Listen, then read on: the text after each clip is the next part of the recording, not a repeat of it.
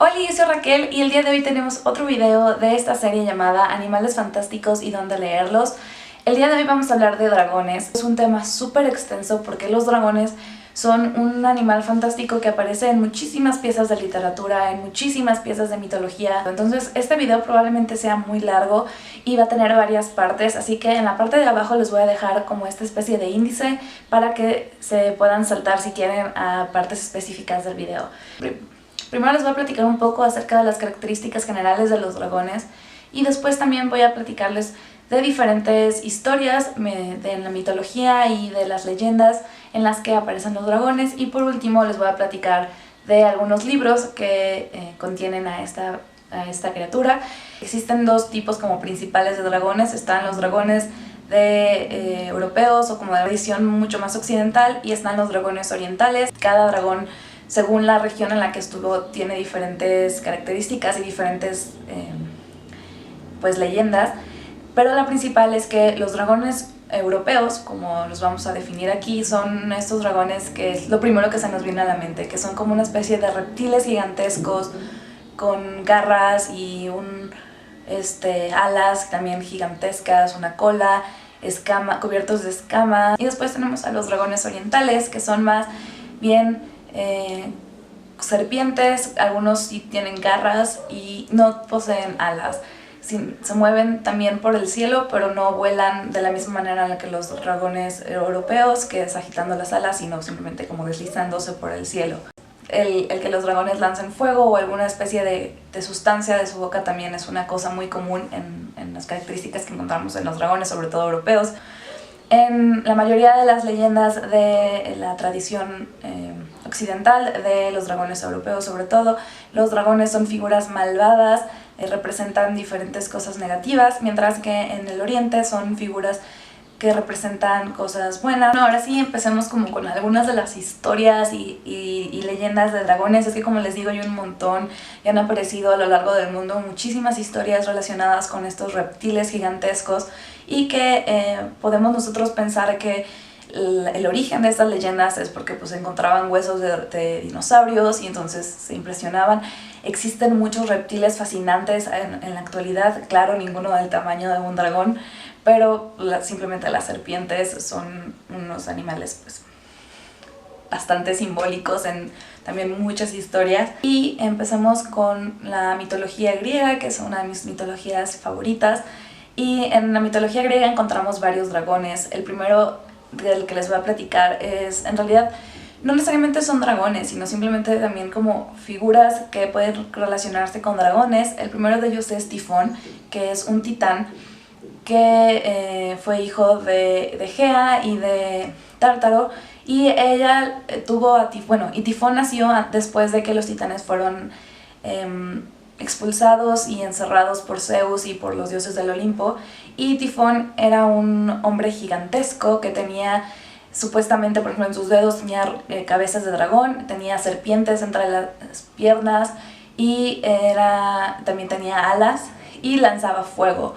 Y Tifón es derrotado y es encerrado bajo un monte y expulsado para siempre. Tifón supuestamente también es el padre de los vientos, por eso cuando hay un viento muy fuerte se dice tifón. Y Tifón es padre también de otro dragón que vemos en la mitología griega también, que se llama Ladón. Ladón era un dragón de 100 cabezas que custodiaba el jardín de las Hespérides, en el que había un árbol con las manzanas de la sabiduría. Y aquí también lo vamos a poder vincular con otra leyenda, la leyenda de Adán y Eva, y de cómo una serpiente fue la que le ofreció una manzana de la sabiduría a Eva. Y bueno, vamos a pasar después un poco también como en la figura del dragón o de la serpiente de la tradición cristiana, pero aquí podemos ver cómo vamos a ir en este video como vinculando diferentes leyendas y cómo diferentes historias en partes distintas del mundo se pueden conectar y se pueden incluso ver las similitudes entre una y otra. En Babilonia y en la mitología hitita hay una diosa que es Tiamat, que también se le vincula con los dragones. En las zonas de India previas al hinduismo había un demonio llamado Vritra, que era el dragón, más bien como una serpiente gigantesca que se le vinculaba con las sequías porque bloqueaba las aguas hasta que fue derrotado por Indra y de esa manera liberando las aguas. En Egipto tenemos a Apophis, que es la encarnación del caos y del mal, que es también el antagonista de Ra. Es también una serpiente gigantesca y están en constante batalla. Según es la mitología egipcia,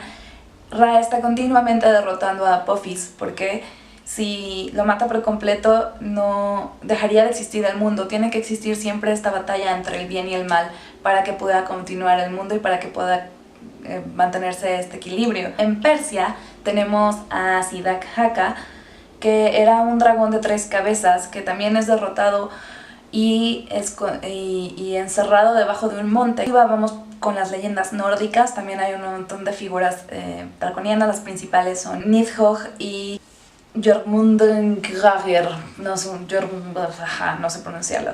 Nidhogg era un dragón, o bueno, una serpiente gigantesca que vivía en el Niflheim y que devora, según esto, las raíces del Yggdrasil, de esta manera debilitándolo para que cuando llegue el Ragnarok poderlo destruir mucho más fácil. Yggdrasil es el árbol que conecta los diferentes mundos en la mitología nórdica.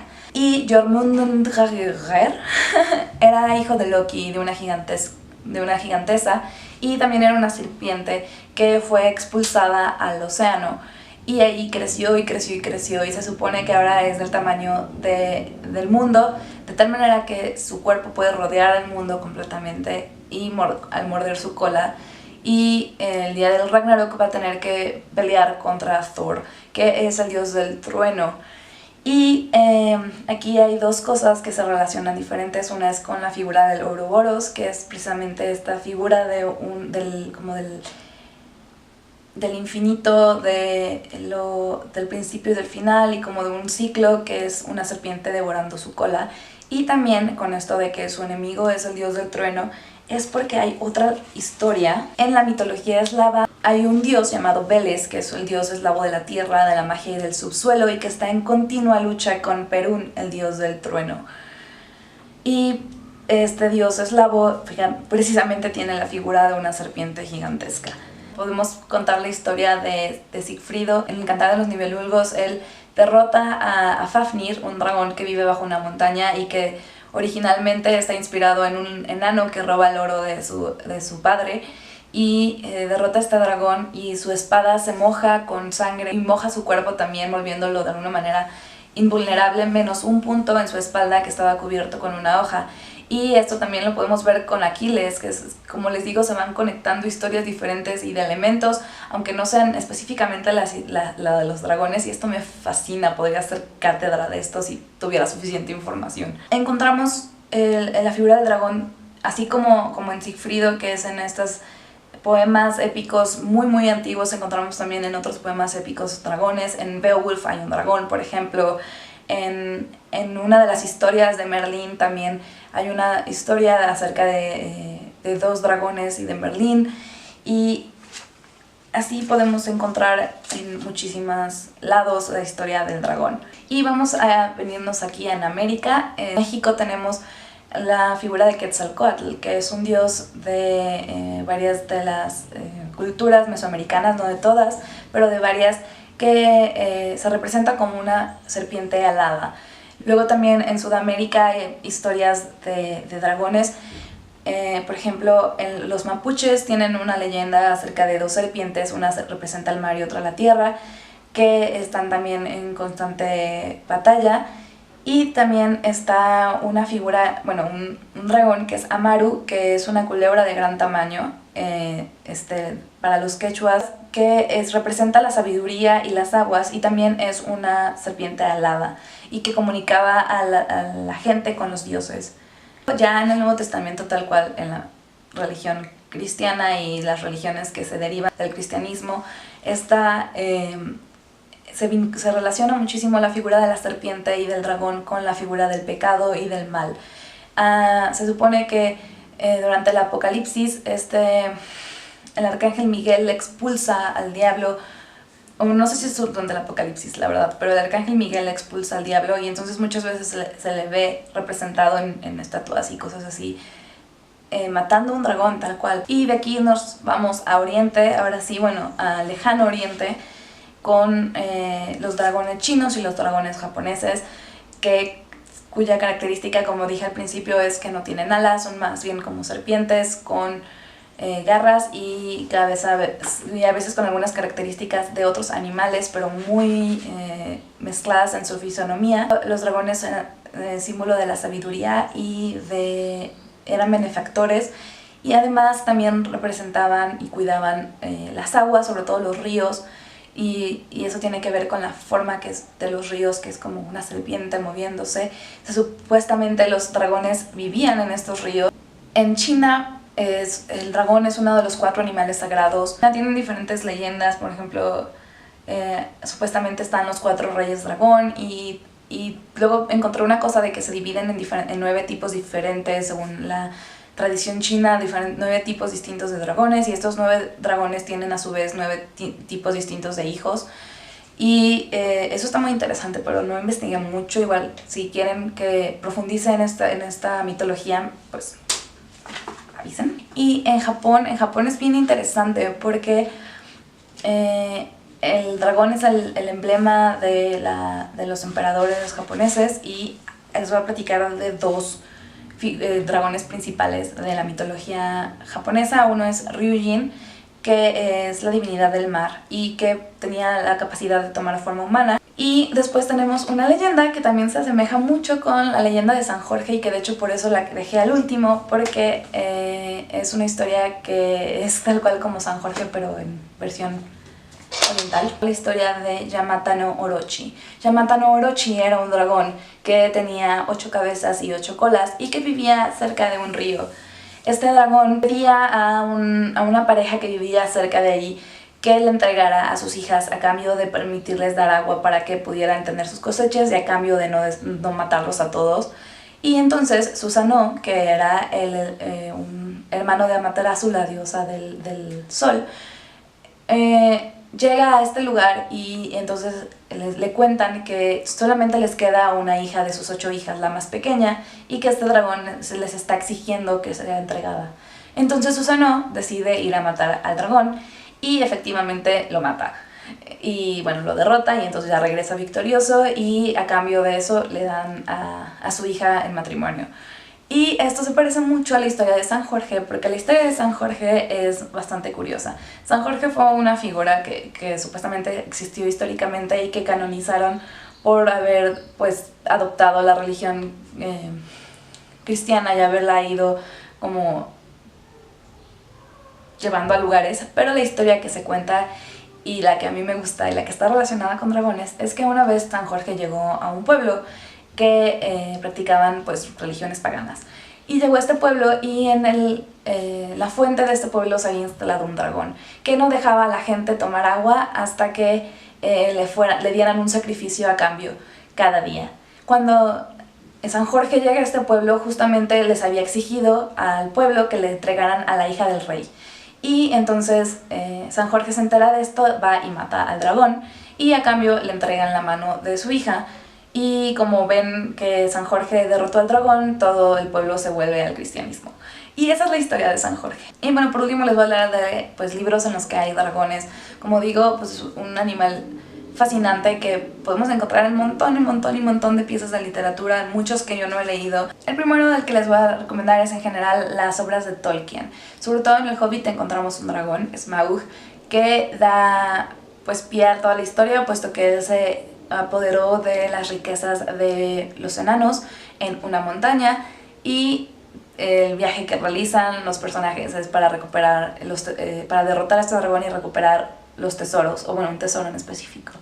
Pero también encontramos dragones en el Silmarillion. Luego está también una serie juvenil que es Eragon, bueno, la serie del legado de Christopher Paolini. Tenemos también en Dragonlance, las crónicas de Dragonlance de Margaret Weiss y Tracy Hickman, que es una serie gigantesca de fantasía, una de mis series favoritas, y que está basada en un juego de mesa llamado Dungeons and Dragons, Calabozos y Dragones, que probablemente han escuchado hablar.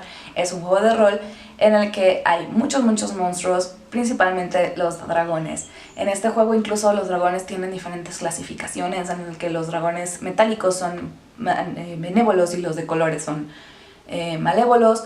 En este juego incluso existe una diosa que es Tiamat, al igual que es la Tiamat babilónica. La serie de Dragonlance tal cual habla precisamente de un mundo que está siendo asediado por ejércitos de dragones y hay incluso una diosa que se puede asemejar a Tiamat, pero que es Takesis. Súper padre esa serie. Luego también, como no mencionar, una canción de Hielo y Fuego de George R.R. Martin, o como muchos lo conocemos, Juego de Tronos. Luego hay un librito que leí hace unos años que me gustó mucho, que se llama El libro de dragones, de Edith Nesbit. Este es un libro de cuentos, son como 7 cuentos y los 7 son acerca de dragones. Es un libro muy simpático y que se puede leer en cualquier edad. Hay también una serie de libros de fantasía que aún no he leído, pero que tengo muchas ganas de leer, que se llama Los jinetes de Pern, de Anne McCaffrey. Es una serie que precisamente los jinetes son jinetes de dragones. Y ya que estamos en jinetes de dragones, seguramente han visto la película de Cómo entrenar a tu dragón. Y si no, véanla, es muy buena. Y hay una serie de libros también escrita por Cressida Jones, creo. No me acuerdo cómo se llama, Cressida. Y esta serie también pues contiene dragones, también es una serie infantil. En Harry Potter también vemos dragones, aunque no son personajes principales, pero también aparecen sobre todo en el 4.º libro con mucha importancia. En Historias de Terramar de Úrsula K. Le Guin también tenemos dragones. En La historia interminable tenemos a uno de mis dragones favoritos de toda la literatura, que es Juhur. También ya les había mencionado en El Cantar de los Nibelungos tenemos la historia de Sigfrido, en Beowulf también. Bueno, también en un libro que me encanta, que es Memorias de Idún, de Laura Gallego García, también hay dragones. Y hay muchos otros libros que no mencioné. Déjenme en los comentarios cuál es su libro favorito de dragones, y si no lo mencioné aquí, pues mejor, porque así lo busco y lo leo. Y también déjenme en los comentarios si quieren que les platique un poco más a fondo de alguna de las historias que mencioné aquí muy por encimita. Eso es todo por este video, espero que les haya gustado, espero que haya sido informativo, espero que no haya sido muy caótico. Y yo los veré en el siguiente video, espero que estén muy bien, que tengan mágicas lecturas y feliz día del libro. Bye bye.